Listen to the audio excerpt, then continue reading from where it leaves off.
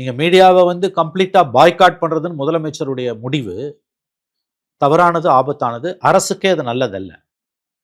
குறைஞ்சபட்சம் சரிங்க, இன்னைக்கு பார்க்கல, நாளைக்கு பார்க்கலாங்க. இன்னைக்கு என்ன நடந்ததுன்றத முதலமைச்சர் சொல்லாட்டி சீனியர் மினிஸ்டர் யாராவது அல்லது சீஃப் செக்ரட்டரி சொல்லணும். இந்த அரசுக்கு செய்தி தொடர்பாளர் இல்லை. இப்போ தொலைக்காட்சி விவாதங்களை நீங்க பாருங்க.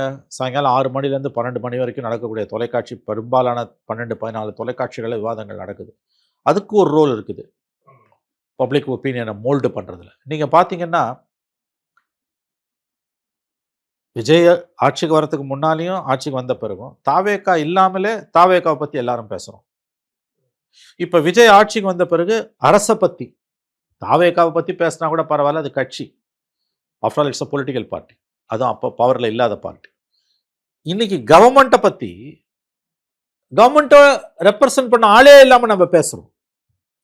அல்லது யாராவது ஒரு டம்மி பீஸை கொண்டு வந்து உட்கார வைக்கிறாங்க. 5 பேர் இருக்காங்கன்னா ஒரு டம்மி பீஸு, 4 பேர் சேர்ந்து கும்முன்னு கும்புறாங்க. அவனு ஆங்கரும் சேர்ந்துக்கிறாரு. 6 பேரும் சேர்ந்து டெய்லி இந்த சர்க்கஸ் நடக்குது. போட்டு கும்முன்னு கும்மி தோச்சி எடுத்து வெளியில் தூக்கி போடுறாங்க. இது ஊடக சுதந்திரம் கிடையாது. அது ஒரு பக்கம் இருக்கட்டும்.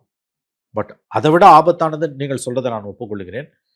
முதலமைச்சர் மீடியாவோட பேசலை அப்படின்றது தவறான ஒரு அணுகுமுறை. இது அரசுக்கே ஆபத்தாக தான் போய் முடிய போகுது. இது அவங்களுக்கு தெரியல. ஒருவேளை முதலமைச்சர் சந்திச்சா அப்படின்னா அங்க அந்த கட்சியில் இருக்கக்கூடிய ஆட்கள் ஊடகங்கள்ல இன்னும் அதிக ரெப்ரசன்டேஷன் கொடுக்கறதுக்கான வாய்ப்புகள் ஏற்படும் இல்லையா? அது அவர் சந்திக்காமலே கூட அவங்க ஏற்படுத்தலாம்.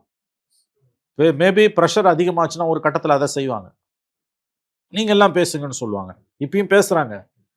பட் முதலமைச்சர் பேசுறதுக்கு இணையா எதுவும் வராது. ஏங்க, ஃபர்ஸ்ட் டைம் ஒரு சீஃப் மினிஸ்டர் நித்தி ஆயோக்ல பேசுறாரு. வெளியில வந்து 4 வார்த்தை பேசிட்டு போகலாம் இல்லையா? என்ன நடந்தது, யார் என்ன ரியாக்ட் பண்ணாங்க, அப்புறம் தனிப்பட்ட முறையில் பிரைம் மினிஸ்டரை பார்த்து மறுபடியும் சில கோரிக்கைகள். நித்தி ஆயோக் கூட்டம் முடிஞ்ச பிறகு பிரதமரை முதலமைச்சர் விஜய் சந்தித்திருக்கிறார். அங்க என்ன நடந்தது அது அவர் சொல்லணும் இல்லையா?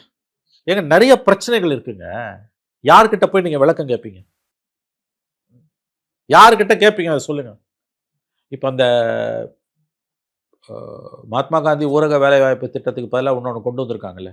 ஆமா, அந்த VBG RAM G scheme. VBG RAM G ஸ்கீம்ல வந்து மாநில அரசோட பங்களிப்பு ரொம்ப அதிகமா இருக்குது, மத்திய அரசோட பங்களிப்பு குறைவா இருக்குது. பட் முதலமைச்சர்கிட்ட அதை பத்தி தெளிவுபடுத்த வேண்டிய அவசியம் மீடியாவுக்கு இருக்கு இல்லையா? மக்களுக்கு முதலமைச்சர் அதை தெளிவுபடுத்த வேண்டிய கடமை முதலமைச்சருக்கு இருக்கு.